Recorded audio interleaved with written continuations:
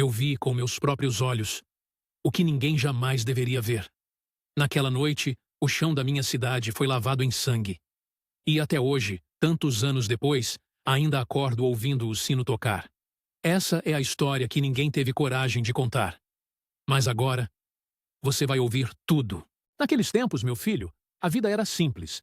A gente não tinha muito, mas havia sossego. Eu morava numa vila no interior do estado, com ruas de terra, casinhas de madeira e vizinhos que se conheciam pelo cheiro do café. Eu era jovem, tinha acabado de completar 19 anos, ajudava meu pai na roça, e nas noites de domingo a gente se reunia na praça para ouvir música e conversar. Mas naquela semana, algo parecia estranho no ar. O céu estava constantemente nublado, os pássaros haviam sumido e os cães latiam sem parar à noite. Minha avó dizia que era sinal de tragédia, que os espíritos estavam inquietos. Eu não acreditava muito nessas coisas. Achava que era só crendice de gente velha. Mas me arrependo de não ter escutado. Tudo começou numa noite de sábado. Estávamos todos na praça da igreja, quando um grupo de homens estranhos chegou à cidade. Usavam roupas pesadas, mesmo com o calor, e falavam baixo entre si. Ninguém os conhecia. Disseram que eram andarilhos em busca de abrigo. O padre, homem bom, os recebeu na casa paroquial. Mas eu senti que tinha algo errado neles. Minha mãe me puxou pelo braço e disse: "Vamos para casa, já está tarde." Mas quando passamos por perto da igreja, vi um dos homens me encarando fixamente. Seus olhos eram frios, como se não tivessem alma. E naquele instante, senti um arrepio que nunca mais me deixou. Foi naquela noite que tudo mudou. Acordei no meio da madrugada com o som do sino da igreja tocando desgovernado. Era proibido tocar aquele sino fora dos horários da missa. Me levantei assustado, coloquei a camisa e fui até a porta. Meu pai já estava de pé, com a espingarda na mão. "Fica dentro de casa", ele disse. Mas eu não obedeci. A curiosidade foi maior do que o medo. Corri pela estrada de terra até a praça. O que vi nunca mais saiu da minha cabeça. Um grupo de moradores estava ajoelhado no chão, cercado pelos tais forasteiros. Um deles lia algo em voz alta, em latim, como se fosse uma sentença. E então, sem aviso, começaram a executá-los um por um. Rápido, frio, cruel. A cidade inteira assistia. Mas ninguém fazia nada. Eu quis gritar, correr, chamar ajuda, mas minhas pernas não se moviam. Fiquei ali, escondido atrás de um barril, com o coração disparado. O chão já estava coberto de sangue. Os corpos jogados como lixo. E os homens como se estivessem em transe. Foi um massacre, meu filho. Um massacre que ninguém ousou contar. Voltei para casa tremendo, coberto de poeira e medo. Minha mãe chorava baixinho, abraçada à imagem de São José. Meu pai não voltou naquela noite. Só no dia seguinte, soubemos que ele estava entre os mortos. No dia seguinte, tudo estava normal. Ninguém falava nada. Os corpos haviam desaparecido. A igreja estava limpa, como se nada tivesse acontecido. Mas o medo estava nos olhos de todos. As pessoas andavam cabisbaixas, evitavam conversar, e os estranhos agora circulavam livremente pela cidade, como se fossem autoridades. Era como viver num pesadelo acordado. Tentei falar com o padre, mas ele me mandou embora, dizendo que era assunto de Deus. O delegado, quando o procurei, me ameaçou. "Mais uma palavra, e você vai se juntar aos mortos." A cidade havia se rendido ao silêncio. Quem viu, fingia que não viu. E quem não viu, preferia continuar assim. A verdade virou maldição. Foi aí que conheci o senhor Ambrósio, um velho que vivia afastado, no alto da colina. Diziam que ele era louco, mas falava coisas que faziam sentido. Eles voltaram, ele disse. A Irmandade do Silêncio. Fazem isso desde o tempo dos meus avós. Escolhem cidades pequenas, apagam vozes, controlam tudo. Ele me mostrou símbolos antigos, livros, marcas em árvores.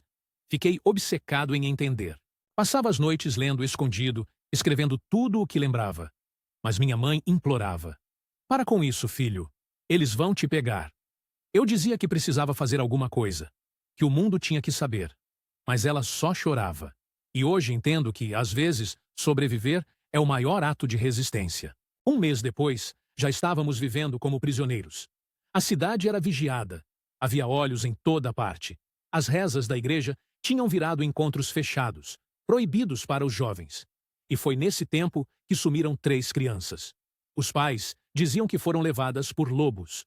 mas eu sabia a verdade. Foram levadas pela Irmandade. Parte de um novo ritual. Resolvi fugir para a cidade vizinha. Peguei minha bicicleta e fui pedalando até o amanhecer. Lá, tentei contar o que estava acontecendo. Fui até a rádio local, escrevi cartas para jornais, mas ninguém me ouviu. Me chamaram de perturbado. Um padre chegou a dizer que eu estava possuído. Voltei para casa derrotado, carregando o peso da impotência.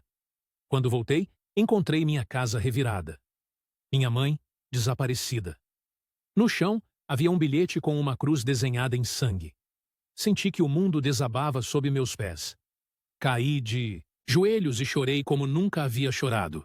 Eles sabiam. E agora, era só uma questão de tempo até me levarem também. Mas antes disso, eu faria algo.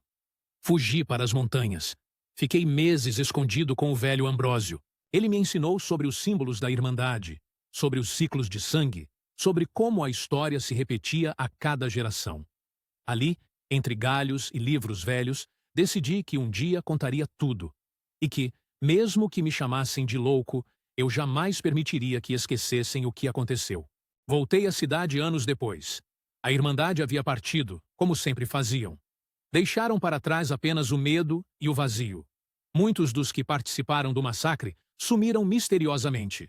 Outros viraram líderes religiosos, políticos, figuras respeitadas. A verdade foi enterrada junto com os corpos, e o tempo tratou de apagar as feridas visíveis. Fiz minha vida em outro lugar. Casei, tive filhos, trabalhei duro tentando esquecer. Mas nunca consegui. Toda vez que fechava os olhos, ouvia o sino, via os olhos frios daqueles homens, sentia o cheiro de sangue. Meu coração sempre soube que aquilo ainda vivia dentro de mim. Uma sombra que nunca se desfaz completamente. Por décadas, mantive segredo. Achei que era o certo a fazer. Mas agora, com meus anos chegando ao fim, sinto que não posso mais carregar isso sozinho. O mundo precisa saber. Talvez vocês, que vivem nessa era de telas e notícias rápidas, deem valor à memória. Porque o passado, meu neto, não desaparece. Ele só espera para ser lembrado. E é por isso que estou te contando isso agora. Porque, um dia, quando eu não estiver mais aqui, essa história precisa continuar. Não como lenda, mas como verdade. E se um dia você ouvir um sino tocar à noite, saiba que talvez eles estejam voltando. Recentemente, soube que uma cidade vizinha passou por algo parecido. Desaparecimentos misteriosos, igrejas fechadas, silêncio demais. Os velhos símbolos começaram a aparecer em muros. E vi, numa foto, uma figura com a mesma máscara antiga. Senti o sangue gelar. Era como reviver tudo de novo. A Irmandade estava ativa mais uma vez. Pensei em ir até lá, alertar as pessoas, mas sabia que, se fizesse isso, talvez nunca voltasse. Já não tenho forças para enfrentar monstros, mas tenho palavras. E com elas, deixo um aviso. Eles não atacam grandes cidades. Escolhem vilarejos, lugares esquecidos. Chegam como visitantes, ganham confiança. E então, executam.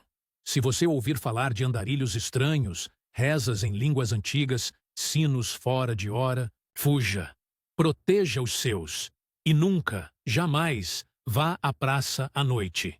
Porque quando o sangue começa a escorrer, já é tarde demais. A Irmandade não deixa testemunhas. A não ser que elas escolham viver escondidas. Como eu, eles querem silêncio. Mas estou quebrando isso agora. E sei que talvez não me reste muito tempo depois de falar. Mas prefiro partir contando a verdade, do que morrer calado, como tantos morreram. Se você chegou até aqui, saiba que essa história não é para te assustar. É para te despertar. Porque o mal não é uma criatura com chifres. Ele se disfarça de bondade, se esconde entre as rezas e os sorrisos falsos. E quando menos se espera, ataca. E destrói tudo o que encontra pela frente. Se inscreva no canal, ative o sininho e ajude a manter vivas essas memórias que jamais podem ser esquecidas. Aqui, a cada vídeo, você escuta relatos reais, emocionantes, que nos lembram do valor da verdade e da importância de dar voz a quem já não pode mais falar.